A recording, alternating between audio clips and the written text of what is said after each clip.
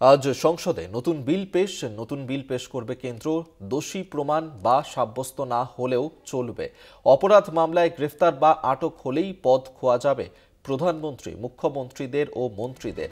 গুরুতর অপরাধ মামলায় আটক বা গ্রেফতার হওয়া মাত্রই প্রধানমন্ত্রী থেকে মুখ্যমন্ত্রীর পদ থেকে অপসারণ। দেশের প্রধানমন্ত্রী, কেন্দ্রীয় মন্ত্রী, মুখ্যমন্ত্রী থেকে কেন্দ্রশাসিত অঞ্চলের মন্ত্রীদের ওপর কার্যকর হবে এই বিল। যদিও গুরুতর অপরাধ বলতে কী ধরনের ফৌজদারি অভিযোগের কথা বলা হচ্ছে তা এখনো স্পষ্ট নয়, তবে যে অপরাধে অন্তত 5 বছরের কারাবাস হতে পারে তেমন মামলার কথাই সম্ভবত বলা হচ্ছে। খুন বা আর্থিক দুর্নীতিকে গুরুতর অপরাধ হিসেবে ধরা হতে পারে।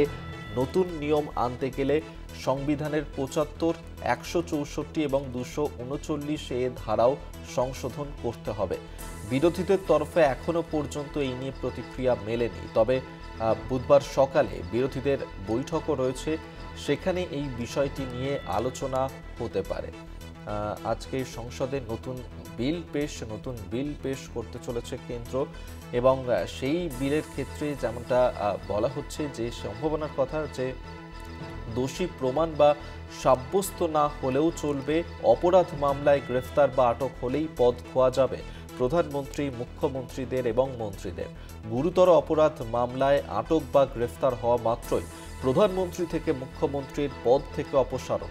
দেশের প্রধানমন্ত্রী, কেন্দ্রীয় মন্ত্রী, মুখ্যমন্ত্রী থেকে কেন্দ্রশাসিত অঞ্চলের মন্ত্রীদের ওপরে কার্যকর হবে এই বিল। যদিও গুরুতর অপরাধ বলতে ঠিক কী ধরনের ফৌজদারি অভিযোগের কথা বলা হচ্ছে তা এখনো পর্যন্ত স্পষ্ট নয়, তবে যে অপরাধে অন্তত 5 বছরের কারাবাস হতে পারে তেমন মামলার কথাই সম্ভবত বলা হচ্ছে।